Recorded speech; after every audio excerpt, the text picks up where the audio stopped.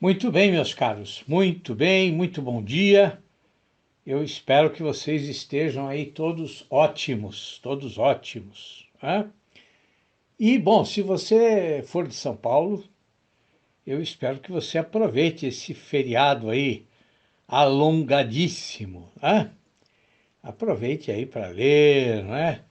Para assistir aí uns bons filmes. Bom, e quem sabe você não se anima, né? E começa a escrever, não é? Quer dizer, quem sabe estes dias aqui, de quarta até domingo, né? De hoje até domingo, não é um tempo propício aí para você começar a produzir o seu diário, né? Não vejam, quando eu falo diário, não é nada daquilo que vocês estão acostumados a ver nos filmes e nas novelas, hein? Pelo amor de Deus, né? Não é nada de você comprar um livrinho cor-de-rosa e começar todo dia a escrever dizendo querido diário. Não é nada disso, né? Não, quer dizer, ao contrário, né? Toda pessoa que se preocupa em refletir a respeito de qualquer aspecto da vida, né, deveria manter um diário, né? Nem que fosse aí para registrar as suas impressões, né? As dificuldades que ela encontrou, os problemas que ela conseguiu resolver ou não, né? Toda pessoa que quer ter um pouco de vida interior deveria manter um diário, né?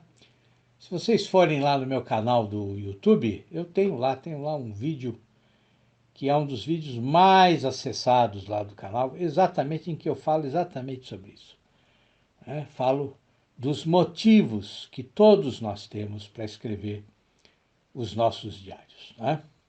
Bom, muito bem, mas não é sobre diário que eu quero falar hoje. O assunto hoje é outro, muito diferente, por sinal, né?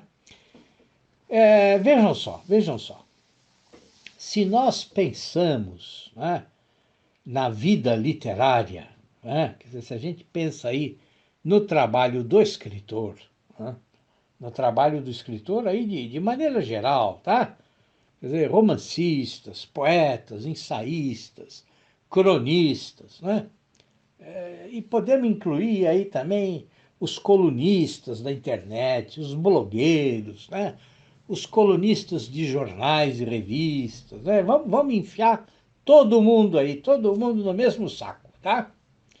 Bom, qual é o grande problema que a gente percebe quando nós começamos a ler toda essa gente, né, hoje, nos dias de hoje? Vejam, vamos ser muito francos, né? Quer dizer, não me importa se eles são de esquerda, de direita ou de centro, não me importa se eles são budistas, se eles são ateus, se eles são espíritas, não me interessa, não me interessa se eles são vegetarianos ou se eles são carnívoros, né? Não, nada disso interessa. Vamos pensar no trabalho de escrita, vamos pensar no texto, tá? Nos textos que eles produzem, tá certo? Qual é o grande problema que nós percebemos em grande parte desses autores todos, né? Vejam, é um problema que cresce na exata medida em que o acesso à internet aumenta, né? E não é um problema de hoje, ele sempre existiu, né? Mas, quer dizer, com o acesso à internet, com a possibilidade de todos expressarem a sua opinião a respeito de tudo e de qualquer coisa, esse problema só cresceu e só vai crescer, tá? Então, assim, que problema é esse? Bom, sob o meu ponto de vista, tá, o problema mais grave que a gente enfrenta é o espontaneísmo, tá? Então, assim, grande parte desses autores não tem consciência disso, tá? Eles nem sabem o que é espontaneísmo. mas eles são adeptos dessa verdadeira doutrina, né? Dessa doutrina venenosa que é o espontaneísmo, né?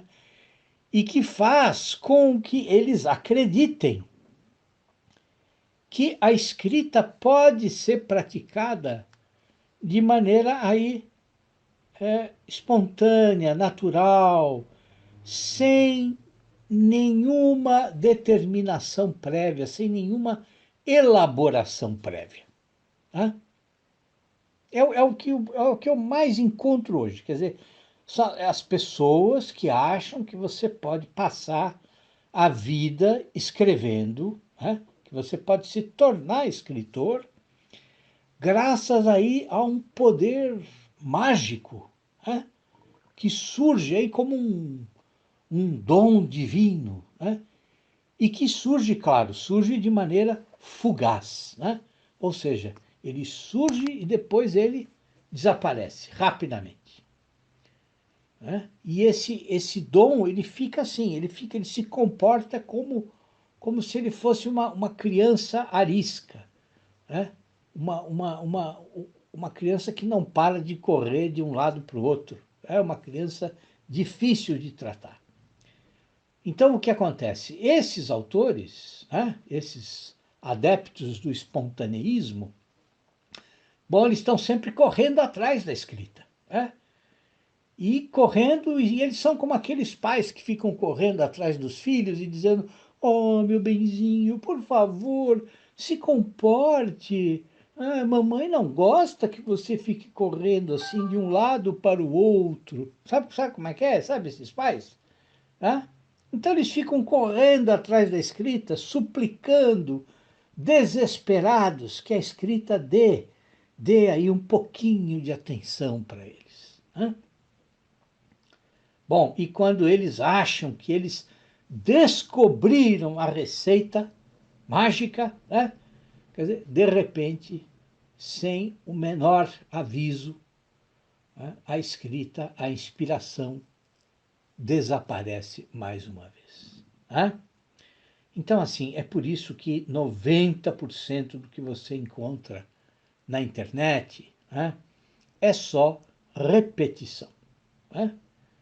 Quer dizer, se você for analisar com critério, né, aí uns 80% do conteúdo que é oferecido na internet é sempre, no fundo, a mesma mensagem, mas repetida com palavrinhas diferentes. Né?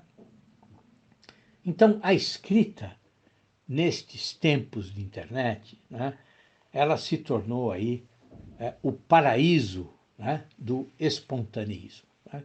Aí, aí eu fico em dúvida, não sei se é o paraíso do espontaneísmo ou se é o inferno do espontaneísmo. Né?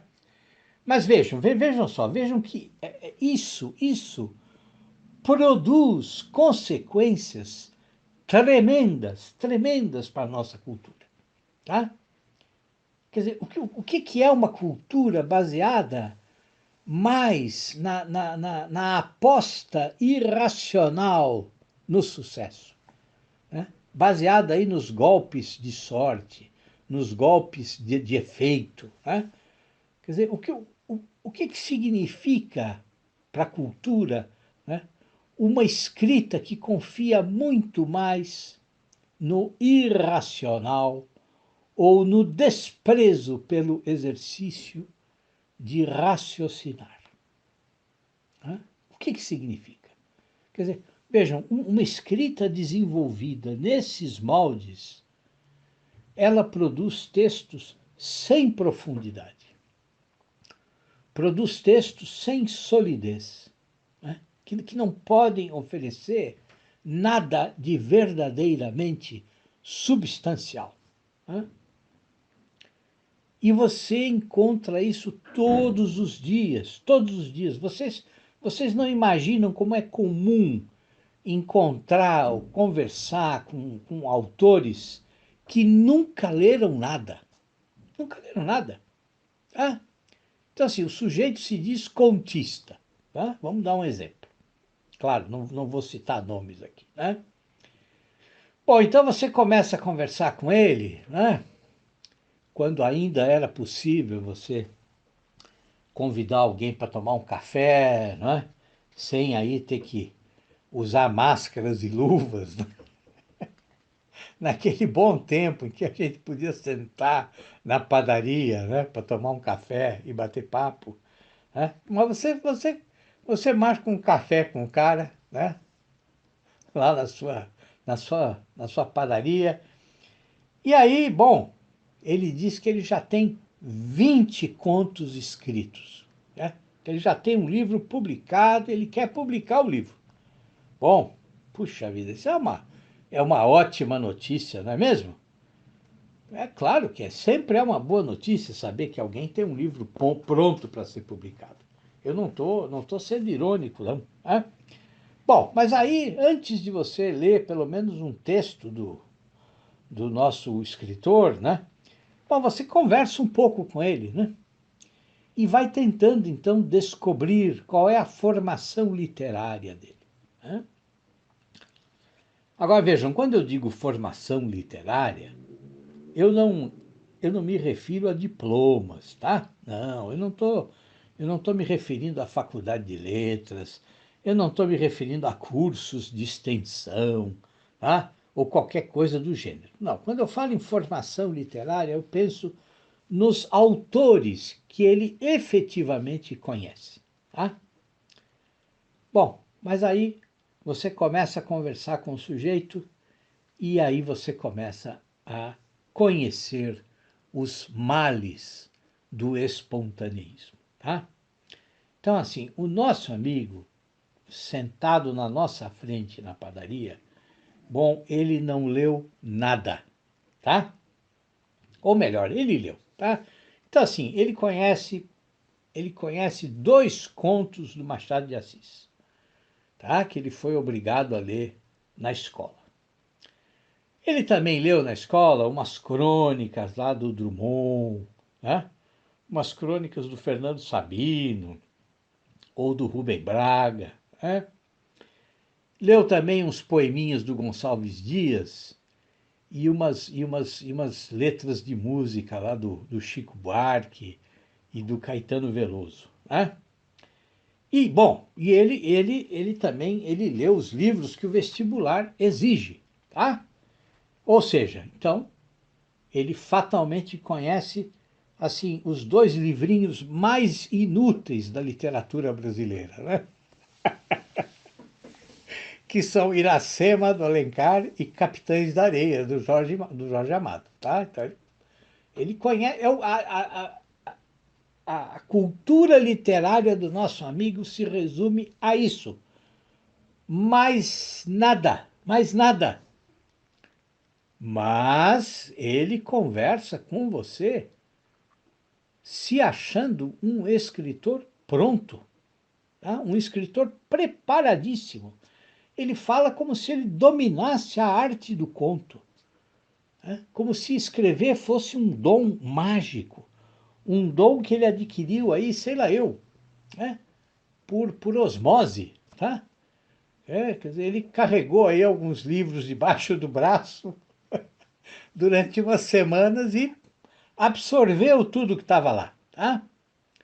Agora vejam, eu não estou dizendo que o sujeito é um mau caráter, de jeito nenhum, tá? Ele está carregado de boas intenções, ele não é má pessoa, de jeito nenhum, ele não é um enganador, ele não é de jeito nenhum, mas é nítido que ele tem uma visão distorcida, ele tem uma visão deformada do que é a vida cultural no seu conjunto, tá?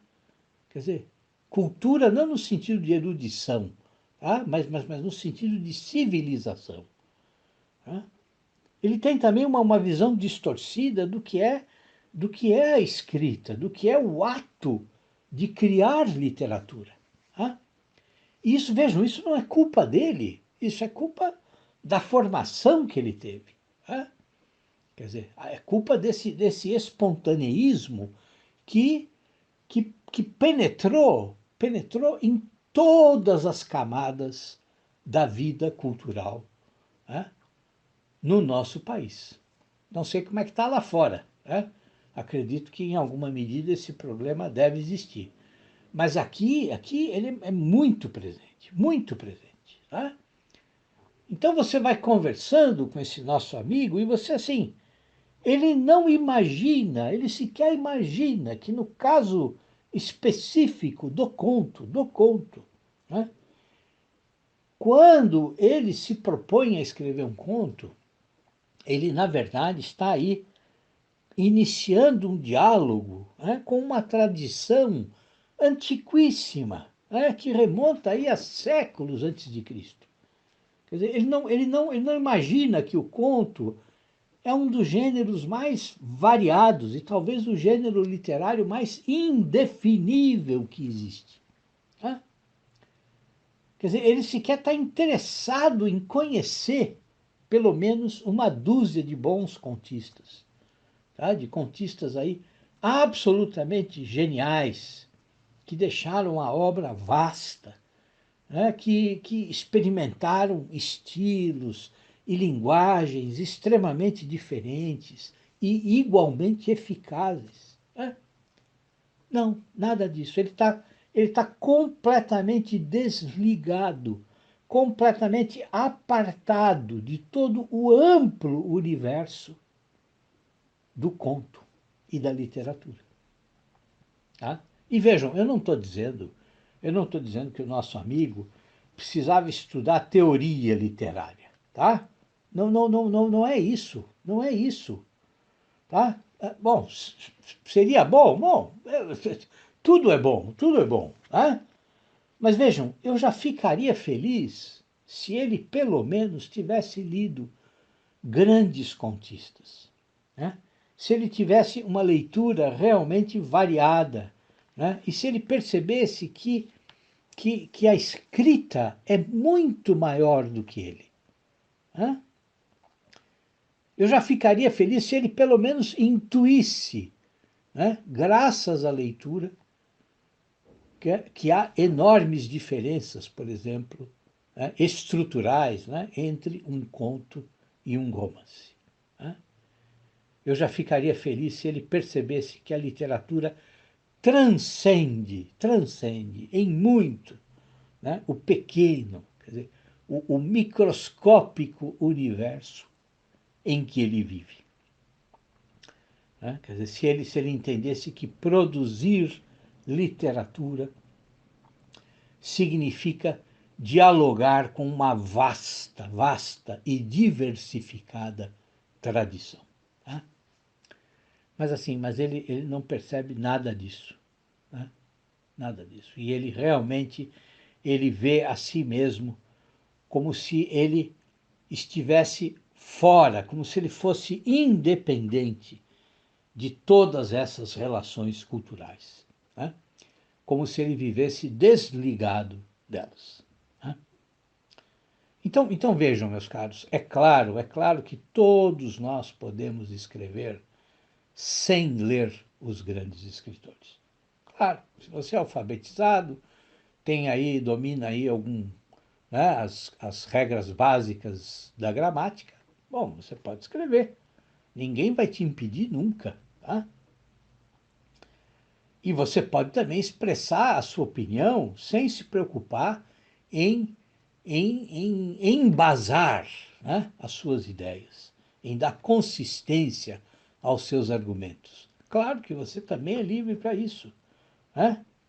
E claro que todo mundo pode ter a pretensão de ser aí um escritor pronto, formado, né? Já nasceu assim, né? Quer dizer, dono de um estilo sólido e expressivo, né? Sem ter lido aí nem meia dúzia de bons contistas ou de bons romancistas. É claro, todo mundo pode pensar o que quiser, achar o que quiser. Né? A gente vive num mundo aí livre, em que você pode acreditar até que, bom, você é um gênio completo, né?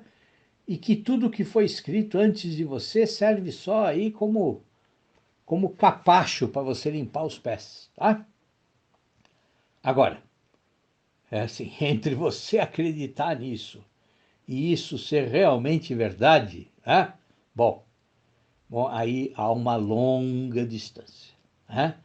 E essa longa distância, ela está preenchida hoje pelo espontaneísmo. Tá? E por favor, hein? Por favor, quer dizer, não pensem que eu estou dizendo que vocês não devem ser espontâneos, que vocês não devem agir com naturalidade e sem afetação. Não é nada disso, nada disso. O que eu quero dizer, e que eu sempre repito, né, é que é impossível ser um bom escritor sem reflexão, sem premeditação, sem leitura, sem exercício constante da escrita. Né? Nós nunca podemos esquecer, meus caros, nunca, que a literatura é muito maior do que todos nós juntos, tá? Muito, muito maior. Então, assim, conhecer pelo menos, uma pequena parte, né, desse vasto universo da literatura, né, certamente vai poder dar a vocês mais elementos para vocês se tornarem bons escritores, né, do que vocês se apegarem aí, né, a essa solução aparentemente fácil do espontaneísmo. Tá certo? É isso, meus caros. Amanhã nós estamos de volta. Um grande abraço para vocês. Tudo de bom.